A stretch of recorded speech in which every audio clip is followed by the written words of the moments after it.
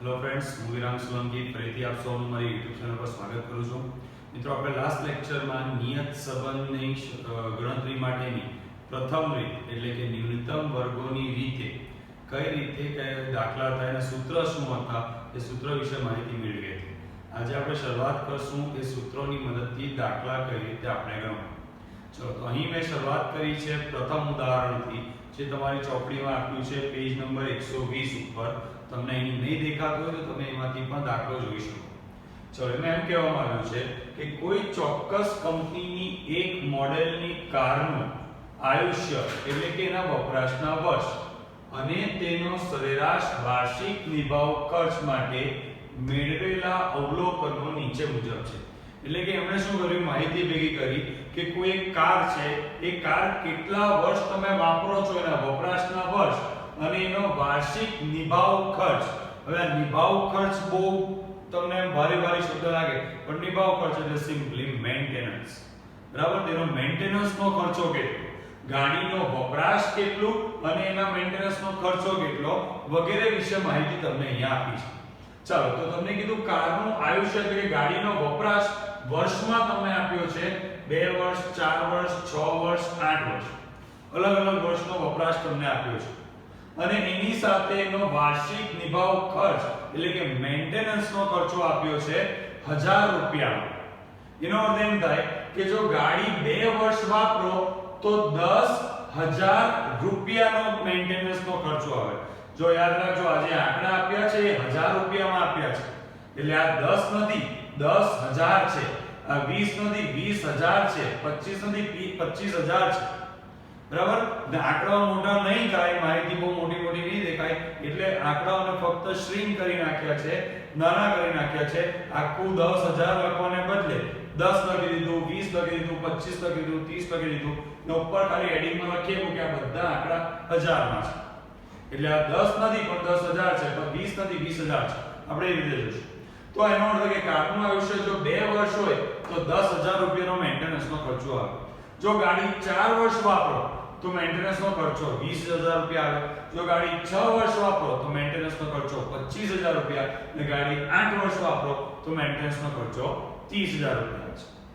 આમ અલગ વપરાશના સમય પ્રમાણે મેન્ટેનન્સનો ખર્ચો પણ અલગ આવે છે. આટલું તમને દાખલામાં આપ્યું છે. સાથે એક સવાલ તમને કીધો, આ પરથી નિભાવ ખર્ચની આયુષ્ય પરની નિયત સંબંધ રેખા શોધો. નિભાવ ખર્ચની આયુષ્ય પરની નિયત સંબંધ રેખા શોધો. હવે નિભાવ ખર્ચની આયુષ્ય પરની નિયત સંબંધ રેખા, તો આવી એક નિયત સંબંધ રેખાનું સૂત્ર આપણે સમજ્યા હતા કે નિયત સંબંધ રેખા y cap equals to a plus bx. આ સૂત્ર આપણે ભણ્યા હતા, નિયત સંબંધ રેખા. બરાબર, એટલે નિયત સંબંધ રેખા શોધવી હોય તો તમને y cap equals to શું જોઈશે, a plus bx. બરાબર, આ તમારી નિયત સંબંધ રેખા. ચલો, એમાં a કેવી રીતે શોધાય તો એનું સૂત્ર પણ આપણે ભણ્યા હતા. a equals to કરીને મેં સૂત્ર સમજાવ્યું હતું લાસ્ટ લેક્ચરમાં, જે સૂત્રનો લેક્ચર હતો. b equals to શું, b કેવી રીતે શોધાય તો એના માટેના પણ આપણે અલગ સૂત્રો જોયા હતા. હવે આ બધામાંથી આપણે કયા સૂત્રની મદદથી દાખલો ગણવો એના વિશે પહેલા તો ચર્ચા કરી લઈએ. ચાલો, a bx આટલી વસ્તુ આપણે જોઈએ. ચાલો, a નું સૂત્ર શું છે, y બાર bx બાર. હવે y બાર ને x બાર તો આપણને શોધતા આવડે, પણ એના માટે પહેલા x અને y તો હોવા જોઈએ. તો આપણે શું કરવાનું, આ જે તમને માહિતી આપી હોય એમાં પહેલી જે માહિતી હોય ને x અને બીજી જે માહિતી હોય ને y નામ આપી દઈએ. એટલે આપણા થઈ ગયા x અને y. અને x અને y પરથી x બાર અને y બાર તો મળી જશે. પછી રહ્યું b. તો b કઈ રીતે શોધવાનું, તો b તો પહેલા તમારે આ બધા સૂત્રમાંથી કોઈ એક સૂત્ર નક્કી કરવો પડે પછી b શોધાય. પણ આ બધા સૂત્રમાંથી કયા સૂત્રથી b શોધીએ તો એના માટે 3 અલગ પોઈન્ટ આપ્યા હતા, જે આપણે સહસંબંધના ચેપ્ટરમાં પણ ભણ્યા હતા કે જ્યારે x બાર અને y બાર પૂર્ણાંક હોય તો આ સૂત્ર, અપૂર્ણાંક હોય તો આ સૂત્ર અને 50 થી નાની સંખ્યાઓ હોય તો આ સૂત્ર. આપણા દાખલામાં જોઈએ તો આ બધી સંખ્યાઓ 50 થી નાની છે. બરાબર ને? બધી જ સંખ્યાઓ 50 થી નાની છે અને 50 થી નાની હોય તો આપણે આ ત્રીજા સૂત્રનો એટલે કે xy વાળા સૂત્રનો ઉપયોગ કરશું અને એના ઉપરથી આપણે દાખલો ગણશું. બરાબર? ચાલો તો શરૂઆત કરીએ આ ત્રીજા સૂત્રની મદદથી દાખલો ગણવાની. ચાલો તો આપણને દાખલામાં આપવામાં આવ્યું છે કે સૌથી પહેલો સવાલ એમ કર્યો કે નિયત સંબંધ રેખા શોધો. નિયત સંબંધ રેખાનું સૂત્ર શું આવે? તો એક પણ આપણે જોયું કે y a bx આ તમારી નિયત સંબંધ રેખા થાય. પણ a ગણવા માટે સૌથી પહેલા તમારે b શોધવો પડશે. બરાબર? b ની ગણતરી કરવી પડશે. b ના સૂત્ર આપણે જોયા કે xy વાળા સૂત્રનો ઉપયોગ કરવાનો છે. તો આપણે શું કરશું? સૌથી પહેલા એના માટે જરૂરી કોલમ બનાવી દઈશું. પહેલી કોલમ આપણને જરૂર પડશે xy ની. ચલો xy તો આપણે કરી શકીએ 2 ગુણ્યા 10 x y એટલે xy 2 ગુણ્યા 10 20 4 ગુણ્યા 20 80 25 ગુણ્યા 6 150 અને 8 ગુણ્યા 30 240. બરાબર? આ 240 સુધી આપણે xy ની કોલમ બનાવી દીધી. એના પછીની જે કોલમ તમારે બનાવવાની જરૂર પડશે એ હશે તમારી x2. ત્યાં પણ આપણે સહસંબંધમાં એ જ કરતા હતા. xy ની કોલમ અહીંયા પણ તમારે એ જ કરવાની છે x2 ની કોલમ. ચલો x નો સ્ક્વેર 2 દુ 4 4 ચોક 16 6 છમ 36 અને 8 અઠિયા 64. બસ આટલી કોલમ તમારે બનાવવાની છે. ત્યાં આપણે બનાવતા હતા y2 ની કોલમ, પરંતુ અહીંયા તમને y2 ની કોલમની જરૂર પડશે નહીં. કેમ? કારણ કે આપણા b નું સૂત્ર શું છે? b n sigma xy minus sigma x sigma y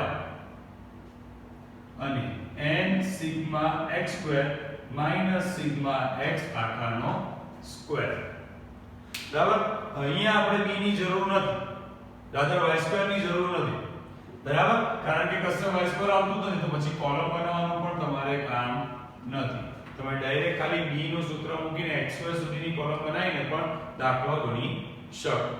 બરાબર? ચાલો તો સૌથી પહેલા આપણે આ બધી કોલમનું ટોટલ કરી લઈએ.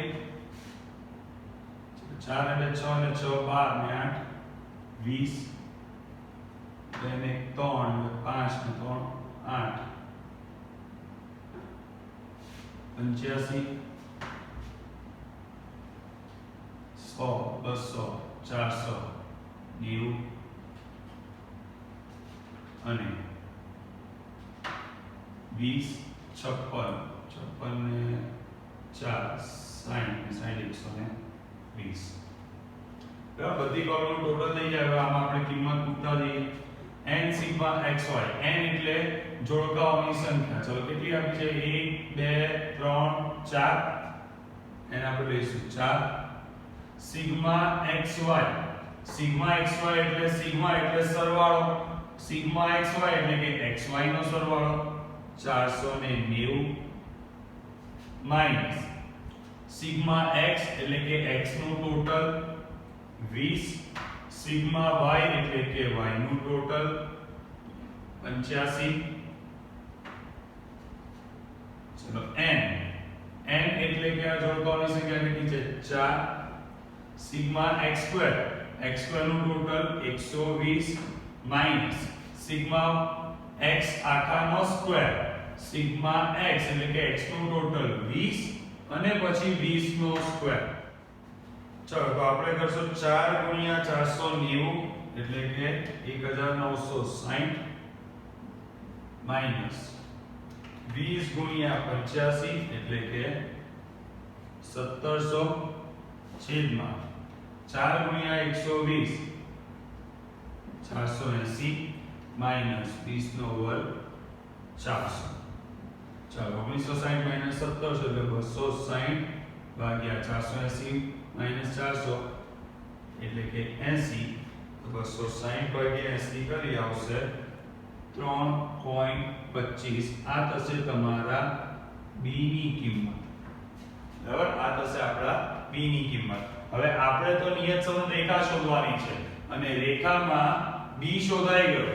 હવે આપણે એના ઉપરથી a શોધીએ. પણ એ શોધવા માટે તમને જરૂર પડે x બાર અને y બાર ની.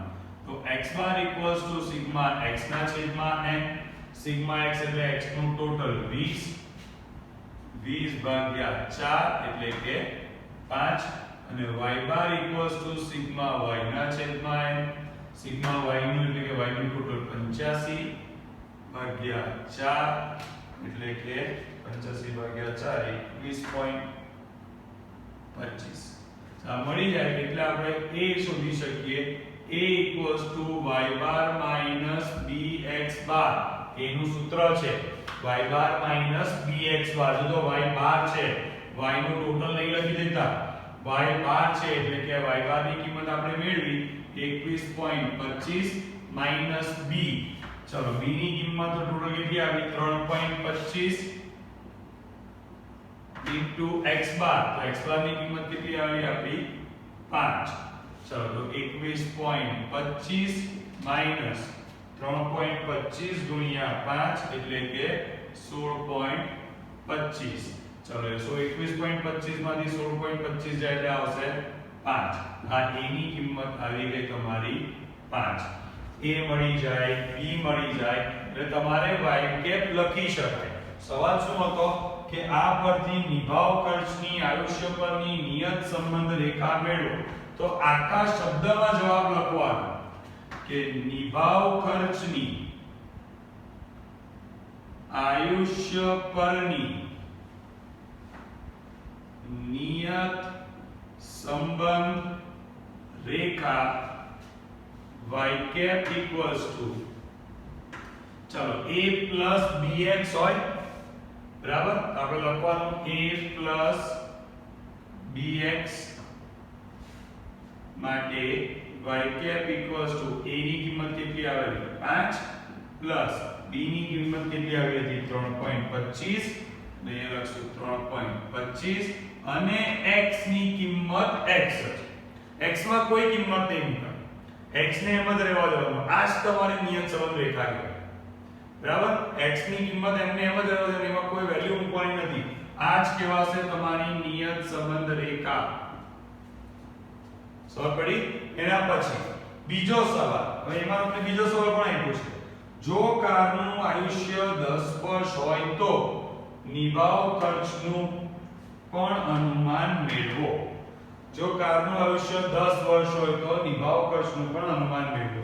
કારનું આયુષ્ય આપણે જોયું હતું કે જો 2 વર્ષ કારનું આયુષ્ય હોય તો નિભાવ ખર્ચ 10,000 રૂપિયા હતો. જો 4 વર્ષનું આયુષ્ય હોય તો 20,000 રૂપિયા હતો. 6 વર્ષનું આયુષ્ય હોય તો 25,000 રૂપિયા હતો. 8 વર્ષનું આયુષ્ય હોય તો 30,000 રૂપિયા હતો.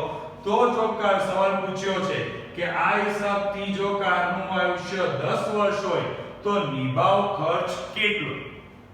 બરાબર. કારનું આયુષ્ય 10 વર્ષ હોય તો નિભાવ ખર્ચ કેટલો? એટલે હવે તમારે અહીંયા સમજ પડવી જોઈએ. કારનું આયુષ્ય એટલે કે x. આપણે શું નામ આપ્યું હતું? x. જો કારનું આયુષ્ય x 10 વર્ષ હોય તો નિભાવ ખર્ચ y કેટલો? સમજ પડે છે? કારનું આયુષ્ય x 10 વર્ષ હોય તો નિભાવ ખર્ચ y કેટલો? એટલે કે જો x બરાબર 10 વર્ષ હોય તો y નિભાવ ખર્ચ y બરાબર કેટલા રૂપિયા? હવે સમજ પડશે તમને કે કેમ આપણે નિયત સંબંધ રેખા શોધી કે આમાં x ની કિંમત 10 મૂકશું તો તમને y ની કિંમત એટલે કે નિભાવ ખર્ચની કિંમત મળી જશે. સમજ પડી? આ તમારું જે સમીકરણ બન્યું એમાં આપણે x ને એમ જ રહેવા દીધો. આ તો પહેલો સવાલ હતો કે નિયત સંબંધ રેખા મેળવો. તો નિયત સંબંધ રેખા તો આપણે મેળવી લીધી. પણ હવે બીજો સવાલ પૂછ્યો છે કે જો કારનું આયુષ્ય 10 વર્ષ હોય તો નિભાવ ખર્ચ કેટલો? કારનું આયુષ્ય એટલે કે x 10 વર્ષ હોય તો નિભાવ ખર્ચ એટલે કે y કેટલો હોય? તો તમારે લખવાનું નીચે અલગથી કે જો કારનું આયુષ્ય x બરાબર 10 વર્ષ હોય તો નિભાવ ખર્ચ y બરાબર કેટલા થાય? તો જે y કેપ હતું તમે y લખો કે y કેપ લખો અહીંયા ચાલશે બરાબર. y કેપ equals to 5 + 3.25 અને આપણે શું કીધું કારનું આયુષ્ય x 10 વર્ષ હોય બરાબર x ની કિંમત 10 આપી છે તો અહીંયા આપણે x ની કિંમત મૂકશું 10 હવે ગણતરી કરીએ 5 + 32.5 બરાબર 37.5 આ આવશે તમારી y ની કિંમત બરાબર y એટલે x ની કિંમત 10 હોય ત્યારે y ની કિંમત કેટલી આવે 37.5 એનો અર્થ એ કે જો આયુષ્ય 10 વર્ષ હોય તો પછીનો વાર્ષિક નિભાવ ખર્ચ કેટલા રૂપિયા આવશે 37.5 રૂપિયા પણ 37.5 નહીં આપણને ખબર છે કે આ બધા જ આંકડાઓ હજારમાં હતા આ 10 નહીં પણ 10000 હતું 20 નહીં પણ 20000 હતું 25 નહીં પણ 25000 હતું એટલે આનો જવાબ બી જે આવશે એ 37.5 નહીં પણ 37.5 બ્રેકેટમાં લખવાનું 1000 રૂપિયા બરાબર જો આ નહીં લખશો તો તમારો જવાબ અધૂરો કહેવાય તમારા જવાબના માર્ક્સ કટ થઈ જશે એટલે હંમેશા યાદ રાખવાનું કે y ની ઉપર જો બ્રેકેટમાં લખ્યું હોય 10000 માં 5000 માં કે 1000 માં કે કિલોમાં જે પણ એકમ આપ્યો હોય એ બધો જ એકમ અહીંયા પણ જવાબની પાછળ કમ્પલસરી લખવો પડે બરાબર ચલો એટલે આ રીતે ગણતરી થાય ફરીથી સમજી લઈએ તમને બે સવાલ પૂછ્યા હતા પહેલો સવાલ તો એવું કીધું હતું કે નિયત સંબંધ રેખા શોધો તો એ તો નિયત સંબંધ રેખાનું સૂત્ર છે કે y બરાબર a bx તો આપણે એ તો શોધી નાખ્યું y બરાબર a bx બરાબર એના માટે આપણે b ની કિંમત શોધી a ની કિંમત શોધી અને પછી અહીંયા કિંમત મૂકી દીધી x ની કોઈ કિંમત નહીં મુકાય જ્યારે નિયત સંબંધ રેખા શોધવા કીધું હોય તો x ની કોઈ કિંમત નહીં મુકાય એને x જ લખાય પણ જો એમાં એવું કીધું હોય જેમ કે બીજા સવાલમાં અહીંયા કહેવામાં આવ્યું કે જો આયુષ્ય 10 વર્ષ હોય તો નિભાવ ખર્ચ કેટલો એટલે કે આયુષ્ય એટલે કે x જો x 10 હોય એટલે કે 10 વર્ષ હોય તો નિભાવ ખર્ચ y કેટલો x બરાબર 10 હોય તો y બરાબર કેટલા તો તમારે આ સમીકરણમાં x ની કિંમત 10 મૂકવાની અને જે જવાબ મળે તે તમારા y ની કિંમત એટલે કે આપણા માટે અહીંયા નિભાવ ખર્ચની કિંમત સમજ પડી ચલો તો આ રીતે નિયત સંબંધ રેખાનો દાખલો ગણવામાં આવશે ઈઝી છે જે તમે સહસંબંધના ચેપ્ટરમાં ભણ્યા હતા સેમ રીતનો જ દાખલો આવશે ફરક ખાલી એટલો રહેશે કે ત્યાં આપણે આવું એક જ સૂત્ર મૂકીને છોડી દેતા હતા સહસંબંધાંક શોધીને તો અહીંયા તમારે આના કરતા એક સ્ટેપ આગળ જવું પડશે આખી નિયત સંબંધ રેખા શોધવાની આવશે બરાબર ચલો આઈ હોપ તમને સમજ પડી ગઈ હશે ફરીથી મળશું નેક્સ્ટ લેક્ચરમાં જ્યાં આપણે આ જ પ્રકારના નવા દાખલા ઉપર જશું કે બીજી રીતના દાખલાની ગણવાની ટ્રાય કરશું બરાબર થેન્ક યુ